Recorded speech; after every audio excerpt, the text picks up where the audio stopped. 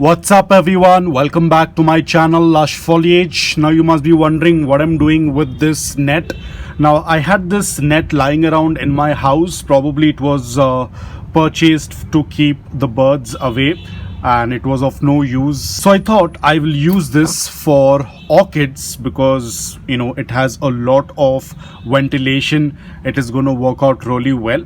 Now in order to make an orchid box out of this cage, I need 5 pieces, so I would require 5 square pieces out of this net. So what I've done is I have counted it 1 2 3 4 5 6 7 8 9, because 9 is where I will be cutting it. Now we have to be a little bit mindful while cutting because you'll get an idea why. So when you are cutting, okay, I forgot it once again, 1 2 3 4 5 6 7 8 9. So when I'm cutting the 9th one, I'm going to cut it over here, as you can see, so that I have cutting like this, and I won't be cutting it over here, but I will be cutting it over here because we want this portion over here. You'll get to know in the later part of the video why we need this. So I'm going to cut 5 from this, which I have already cut because it's going to take a lot of time to cut it. So I have done the cutting. So now that we have these pieces, as I said, these are 8 rows or columns.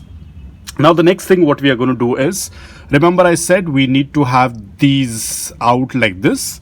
So we are going to keep this against it, and now we will just start to fold this into each other. Those I don't know, what do you call those spikes that are coming out, we will start to fold them into the other piece like this.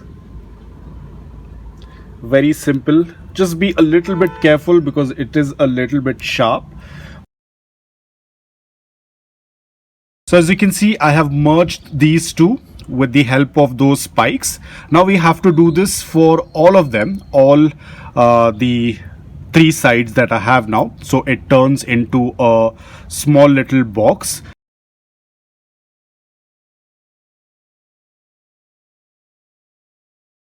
So here we go. This is our orchid basket. It is already done. You can see, looks amazing. These cages are also available online, but of course not of this material. It's usually made out of wood. It is quite expensive, and I thought let's give a try with this leftover material that I have at home. And I think I'm very happy with this cage because this is going to work out really well for the orchid. They need plenty of ventilation, especially the orchids like dendrobiums, phalaenopsis. Vandas don't need a box like this. They don't even need any media to grow. But for dendrobiums and phalaenopsis, this is going to work out really well. Not very sure about other orchids, but this is fantastic. There's a lot of space for air circulation, and the roots can also kind of grow out. Now after this, in order to hang, I will have to put another wire over here. I have one already made. So here we go. You can see this. Now this will be very easy to hang anywhere, and then we can put our orchid into it.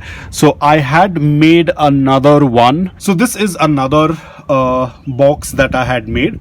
The orchid is looking really amazing in this. You can see I have put some coir, and there is some lacquer, charcoal, and the plant is sitting in it. Plenty of air circulation. The roots are all out. This is how they tend to grow because these are epiphytes. Vanda, this is a dendrobium, and phalaenopsis. All of these are epiphytic orchids. So they need their roots to be exposed to air, and that's how they tend to take moisture from the environment. Or when they tend to stick themselves onto other trees, that's how they tend to take the nutrients and water from their host. So that is how we need to kind of create the same growing conditions from them. And it is very easy to water this. You have to just fill the bucket of water and just keep, you know, the orchid inside that bucket. But you have to ensure that the water does not, like, you do not need to put the entire orchid inside the water. It is only till here, so the roots are absorbing that water. Always ensure that water does not stay on the leaves, especially this portion. You can see water can easily get collected in this area, and if water stays in this for a very long time, then it will lead to a crown rot. So you have to be extremely careful while watering. Usually when you tend to do, a lot of people tend to do misting. Mist does not get, you know, when you tend to mist, it does not collect a lot of water over here, especially if you're doing it during the daytime, because the rate of evaporation is very high and that water can easily get evaporated.